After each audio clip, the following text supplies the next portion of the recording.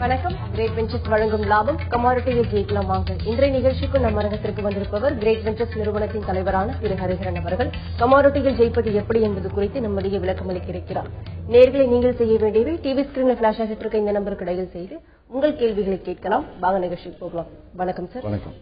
நேற்று கமாடிட்டி வாணிபம் எப்படி இருந்தது? கடந்த 2 தினங்களா பாத்தீங்கன்னா தங்கத்தின் விலை சரிவடைய காரணம் என்ன சார்? நேற்று உலக சந்தையில பெரிய மாறுதல் கிடையாது. தங்கத்தையும் சரி வெள்ளியும் சரி ஒரு சின்ன மாறுதல் தான். ஆனால் இங்க இந்திய சந்தையில ரூபாயின் மதிப்பு கொஞ்சம் ஸ்ட்ராங்கானதான். 60 ரூபாய் 48 காசுக்கு வந்ததுனால ஓரளவுக்கு நல்ல வீழ்ச்சி கொடுத்து, நல்ல வீழ்ச்சினா கிட்டத்தட்ட ஒரு 250 ரூபா கோல்டு 10 கிராமின் விலைக்கும் இறங்கி, வெள்ளி ஒரு 400 ரூபாய் இறங்கி முடிவடைஞ்சிருக்கு. கச்சா எண்ணெயும் உலக அளவில் பெரிய மாறுதல் இல்லை. பட் இங்க லோக்கல் மார்க்கெட்ல கிட்டத்தட்ட ஒரு 50-60 ரூபா பக்கம் மார்க்கெட் இறங்கி முடிவடைஞ்சிருக்கு. பேஸ் மெட்டல்ஸ் காப்பர், பேஸ் மெட்டல்ஸ்ல முக்கியமா காப்பர் கொஞ்சம் மேல போறதுக்கு ட்ரை பண்ணுச்சு. பட் மூவ் பண்ண முடியல. ஓவராலா எடுத்து பார்த்தீங்கன்னா கோல்டு சில்வர் இந்த 2 நாள், ஏன் இந்த 2-3 நாட்கள் தொடர்ந்து ஸ்லோவா இறங்கிட்டு வருது அப்படின்னா, யூஎஸ்ல இன்ட்ரெஸ்ட் ரேட்டை இன்க்ரீஸ் பண்ணலாம், அதே மாதிரி ஸ்டிமுலஸ் பேக்கேஜ் நிப்பாட்டலாம்ன்ற முடிவு. அதாவது தேவையான அளவுக்கு பொருளாதாரம் வளர்ந்து இருக்கிறதாக ஒரு எக்ஸ்பெக்டேஷன்ஸ் ஆல்ரெடி வந்திருக்கு. அப்படிங்கிறதுனால ஆல்ரெடி அதனோட அந்த பாண்ட் பையிங் ப்ரோக்ராம் $10 பில்லியன் இப்ப குறைச்சது. இதுக்கு மேலேயும் குறைக்கலாமா வேண்டாமாங்கிற டவுட் இல்லாம குறைக்க வேண்டாம், இதோட போதும் அப்படிங்கிற மாதிரி இப்போதைக்கு முடிக்கிறாங்க. ஸோ இட் மீன்ஸ் அமெரிக்க சந்தை நல்லா இருக்கு, பொருளாதாரம் நல்லா இருக்கு அப்படிங்கிறதுனால. ஸோ அங்க நல்லா இருக்கு அப்படின்னா ஆட்டோமேட்டிக்கா டாலர்ல இருக்க கோல்ட்ல இருக்க இன்வெஸ்ட்மெண்ட்ஸ் குறைஞ்சி டாலருக்கு போறதுனால டாலர் நமக்கு இறங்கி, தட் இஸ் கோல்டு இறங்கி $1311 நேற்று முடிவடைஞ்சிருக்கு. இன்று அதிகாலை சிங்கப்பூர் மார்க்கெட்லயும் சரி ஒரு $1 பக்கம் இருக்கிறதா கொடுத்திருக்கு. ஸோ இதனால நம்ம இப்ப ஷார்ட் போகலாமா, டவுன் ட்ரெண்ட் மார்க்கெட்டும் உடனே செல்லிங் போகலாமா நினைக்க வேண்டாம்.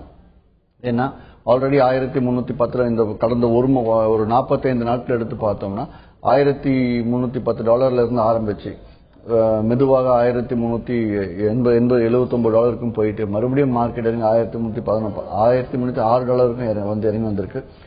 ஸோ இந்த ஏற்றம் இறக்கம் இருக்கிறதுனால நம்ம இப்போ ஃபார் எக்ஸாம்பிள் லாங் டேர்ம்ல பொசிஷன் எடுக்கணும்னு இப்ப பை பண்ணிட்டு ஸ்டாப் லாஸ் இன்டர்நேஷனல் மார்க்கெட்ல $1998 $97 ஸ்டாப் லாஸா வச்சு பை பண்ணலாம்.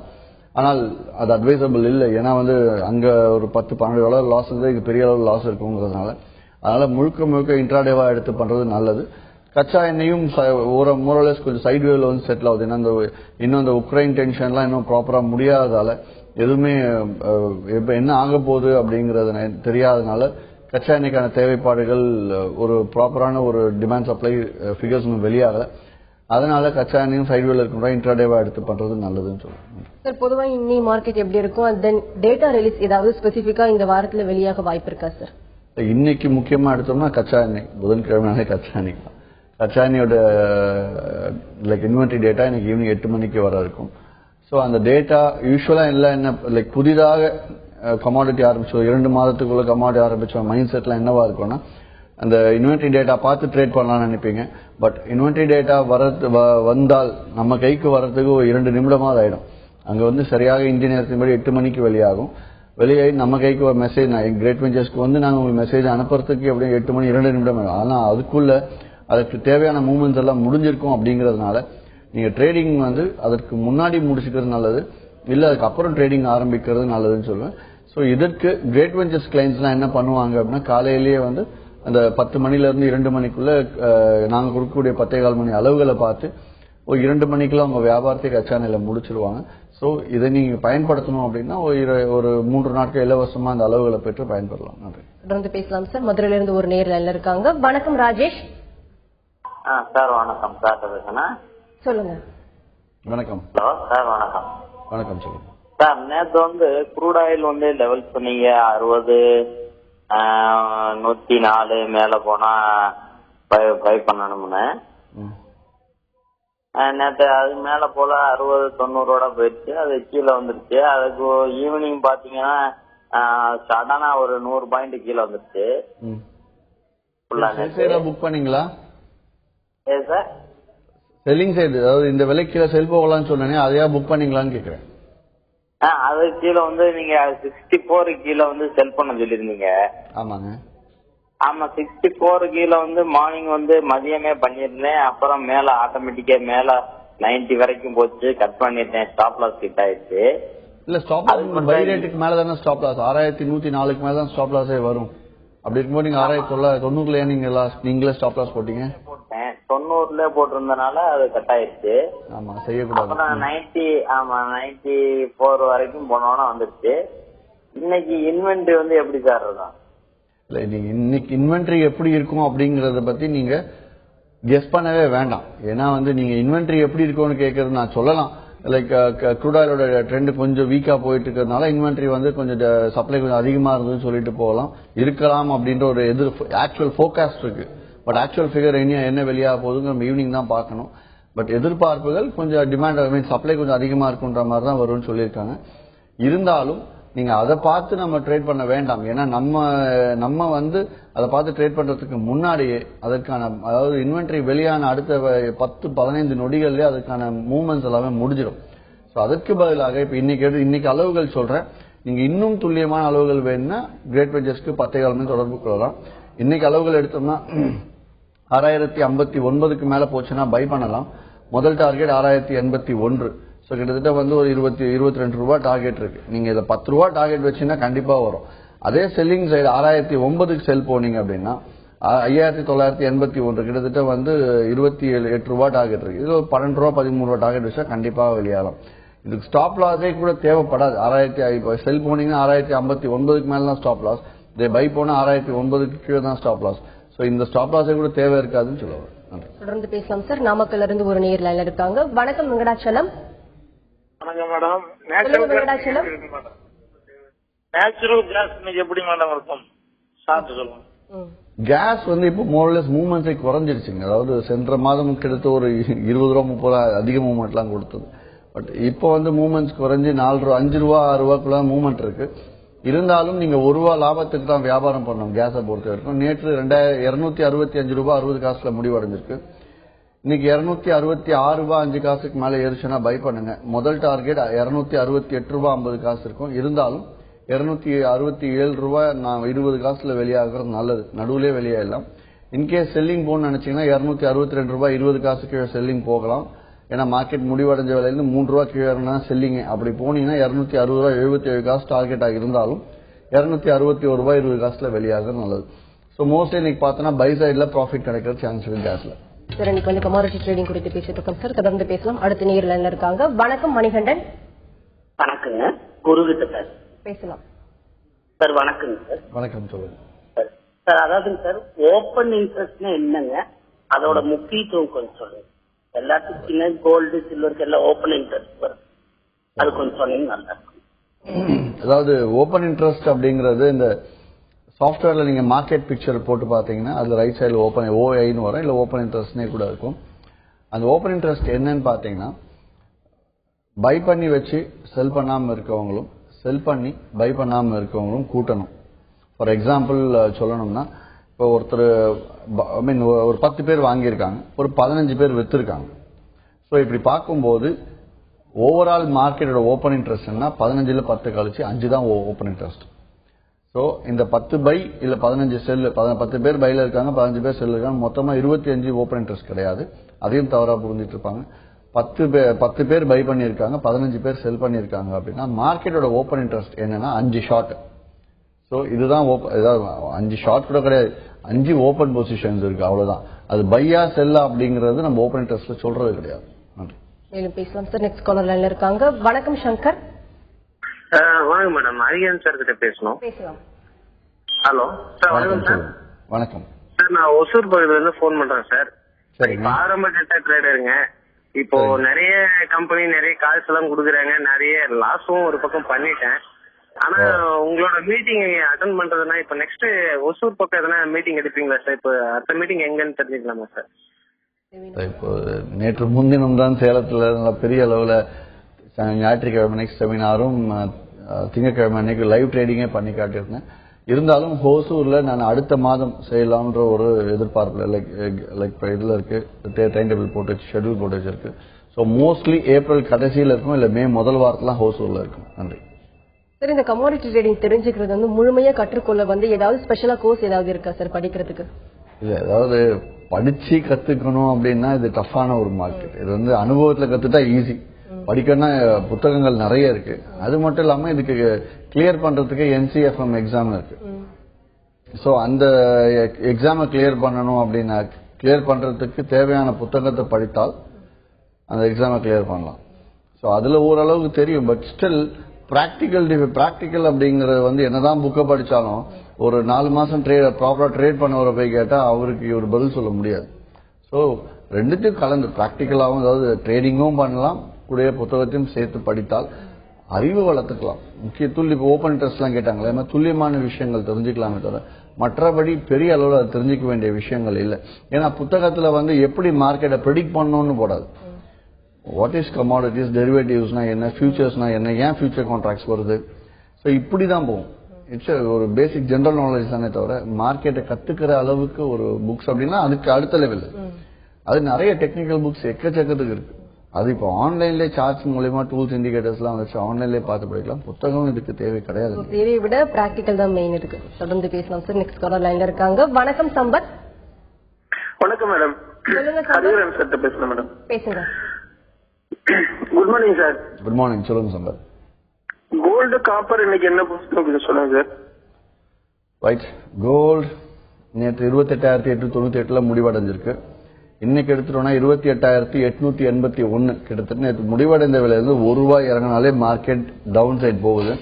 அதனால ஒரு நல்ல புக்கிங் கிடைக்கிறதுக்கு வாய்ப்பு இருக்கு. ஃபர்ஸ்ட் டார்கெட் 28,754 இருந்தாலும் அவ்வளவு தூரம் வெயிட் பண்ண வேண்டாம். செல் போயிட்டு ₹50 எடுத்துட்டு வெளியாகிறது நல்லது. 30 பக்கம் வெளியானால் போதும். இதே பை போகணும்னு நினைக்கிறவங்க 29,079க்கு மேலதான் பையே போகணும். அப்படி போனால் முதல் target 29,151. So by side target இன்னும் குறைச்சிக்கணும். 35-40 வெளியாகிறது நல்லது. நன்றி. தொடர்ந்து பேசலாம் சார். சிவகங்கையில இருந்து அடுத்த நேரில் இருக்காங்க. வணக்கம் சிவசுப்பிரமணியம். வணக்கம் மேடம். சொல்லுங்க சிவசுப்பிரமணியம், உங்க சந்தேகங்களை கேளுங்க. சார் வந்து ஏப்ரலோட ₹90 புரோக்கரேஜ் சொன்னாங்க. சொல்லுங்க, மேலும் பேசுங்க. சார் புரோக்கரேஜ் ₹19 எவ்வளவு நாள் வரைக்கும் சார்? ஏப்ரல் 30 தேதிக்குள்ள கிரேட் வெஞ்சர்ஸ்ல நீங்க அக்கௌண்ட் ஓபன் பண்ணி ட்ரேடிங் ஆரம்பிச்சிட்டீங்க அப்படின்னா லைஃப் டைமுக்கு உங்க காலத்துக்கு நீங்க எவ்வளவு நாள் ட்ரேட் பண்ணீங்க கிரேட் வெஞ்சர்ஸோட ₹19 ஒரு பைக் ₹19 செல்லு தான். அதற்கு மேல வரவங்களுக்கு 1 பைசா வைக்கிறனா இல்ல அதை விட குறைச்சு வைக்கிறனா அப்படிங்கிறது அந்த டெசிஷன் எடுக்கணும். நன்றி. மேலும் பேசலாம் சார். அடுத்த நேரில் இருக்காங்க. வணக்கம் செல்வி. வணக்கம் மேடம். சார்ட்ட பேசுறேன் மேடம். பேசலாமா? Hello, good morning sir. Good morning. சொல்லுங்க சார். இப்போ நீங்க மார்க்கெட்டிங் நடந்துட்டு இருக்கும் போதே மார்க்கெட் வாட்ச் பண்ணிட்டு இருக்கீங்களா சார்? நீங்க மார்க்கெட் நடந்துட்டு இருக்கும்போது மார்க்கெட் வாட்ச் பண்ணிட்டு இருப்பீங்களான்னு கேக்குறாங்க சார். நான் சுத்தமா பார்க்கவே மாட்டேங்க. காலையில எந்திரிச்சுதான் முந்தா நாள் ஈவினிங்ல மார்க்கெட் கவனிப்பேன். சும்மா ரேட்ஸ் பார்த்துமே தவிர மார்க்கெட்டை முழு நேரம்லாம் பார்க்க மாட்டேன். மார்க்கெட் நான் உங்களே மார்க்கெட் முழு நேரம் பார்க்க வேணாம்னு சொல்றேன்னா காரணம் அதுதான். 2-3 மணி நேரம் கவனிச்சாலே போதும்.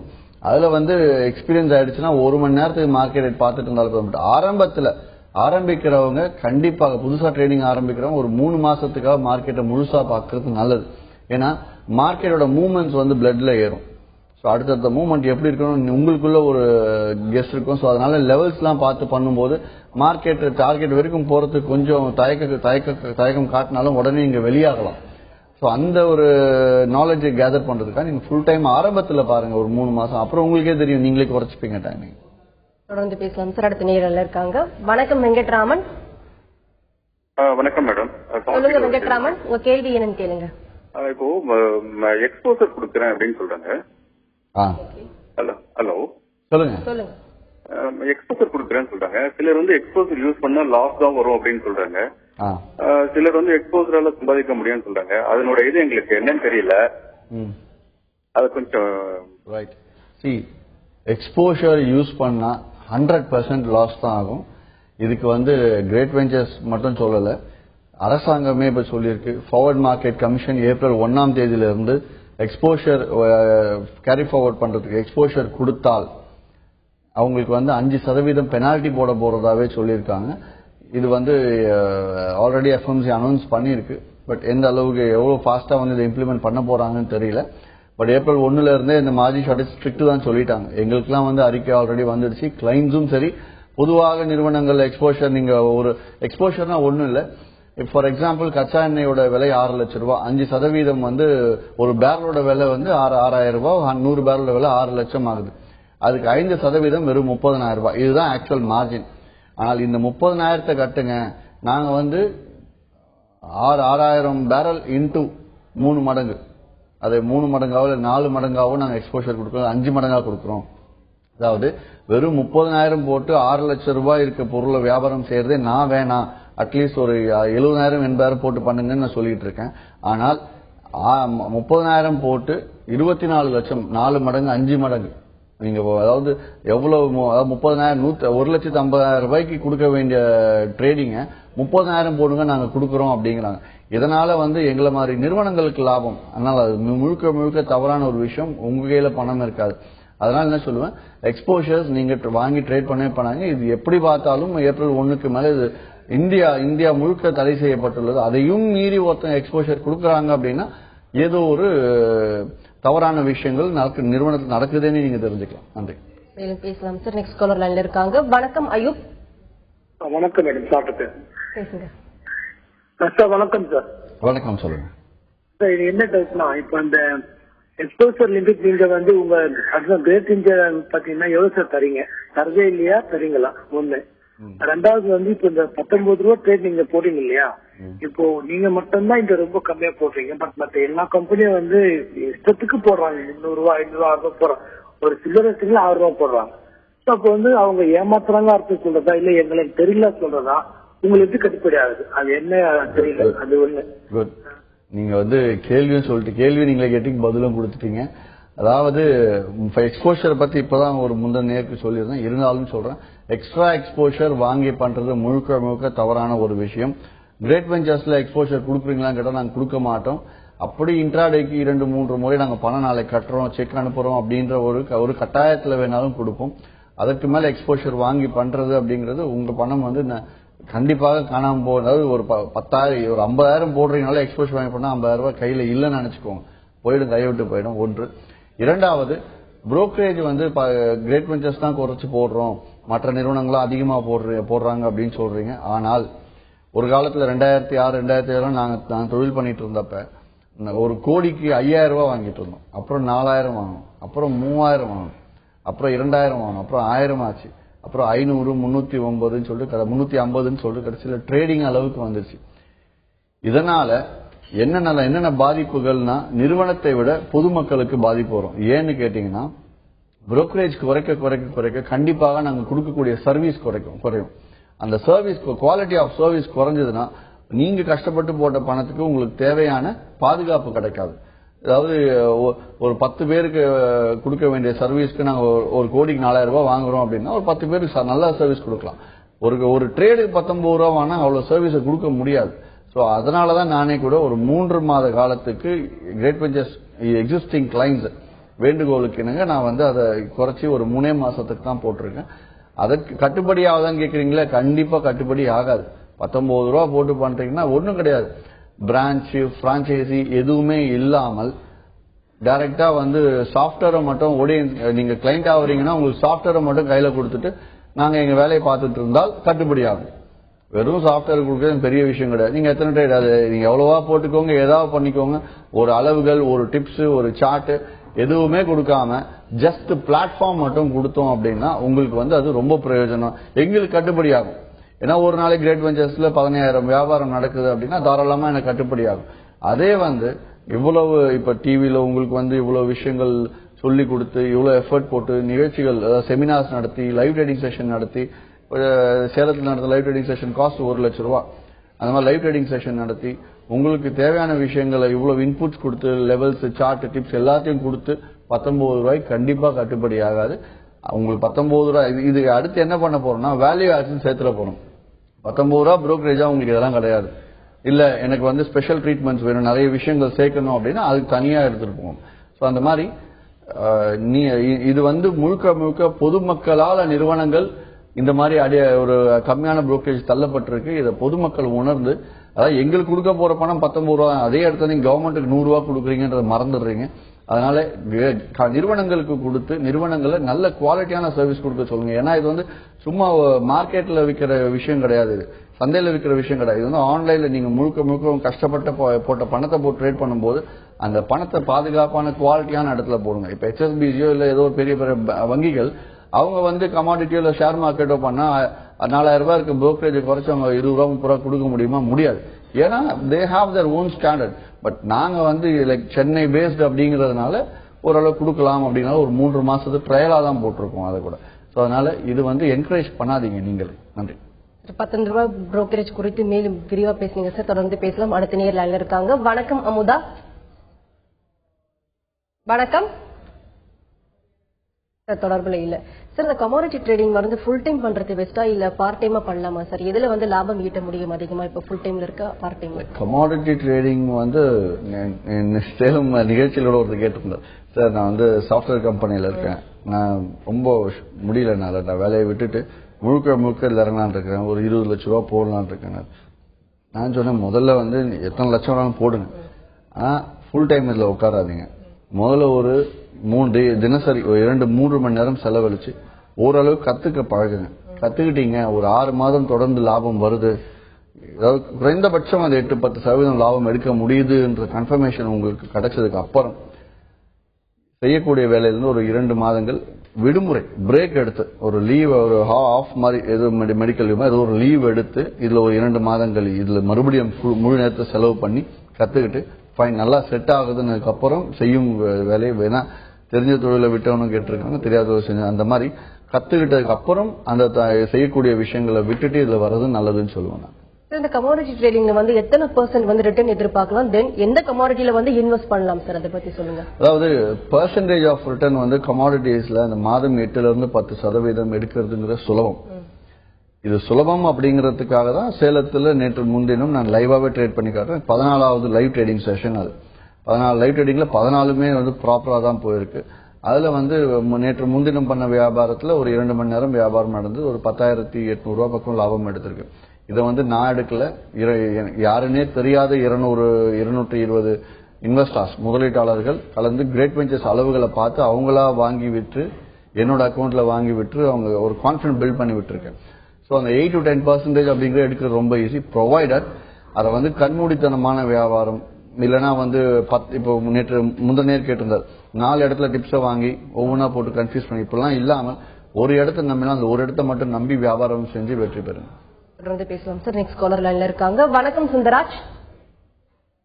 ஹலோ சொல்லுங்க சுந்தராஜ், உங்க கேள்வி என்னன்னு சுருக்கமா கேளுங்க. சுப்புராஜ் பேசுங்க. ஹலோ வணக்கம், சொல்லுங்க. அது வந்து நான் ஒரு இதுல 2010ல ஹலோ எஸ்பிஐ ஹலோ உங்க கேள்வி என்னன்னு சுருக்கமா கேளுங்க. தொடர்ந்து பேசுங்க, உங்க கேள்வி என்னன்னு கேளுங்க. 2010ல வந்து எஸ்பிஐ பிஎஸ்சி ஃபண்ட்ல வந்து பணம் போட்டிருந்தேன், ரொம்ப டவுன்ல என்ன அதை கண்டினியூ பண்ணலாம எடுத்து வேற மாத்தலாங்க சார். ரைட். அதாவது இது வந்து பங்கு சந்தையை பத்தி கேட்டால் நான் தெரியாது கிளியரா சொல்லிடுவேன். முழுக்க முழுக்க இது வந்து பங்கு சந்தையான கேள்வி, இது கமாடிட்டி சந்தையான நிகழ்ச்சி. அதனால இதை மற்ற நிகழ்ச்சிகளுக்கு எடுத்து தெரிஞ்சுக்கோங்க. நன்றி சார். நீங்க அரங்கத்தில் வந்து கமாடிட்டி ட்ரேடிங்ல இருக்கக்கூடிய பலவிதமான ஏற்றம் இறக்கங்கள் குறித்து நிறைய விஷயங்கள் ஷேர் பண்ணிக்கிட்டீங்க. நேரில் கேட்ட ஒவ்வொரு கேள்விக்கும் ரொம்ப பொறுமையா பதிலளிச்சீங்க. நன்றி சார். நன்றி.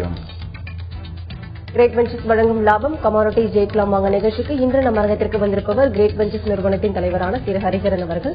கமாடிட்டியில் இருக்கக்கூடிய பலவிதமான ஏற்றம் இறக்கங்கள் குறித்து அவர்கள் சொன்ன பலவிதமான தகவல்கள் உங்களுக்கு ரொம்பவே பயனுள்ளதாக அமைஞ்சிருக்கும். மீண்டும் சந்திப்போம். வணக்கம்.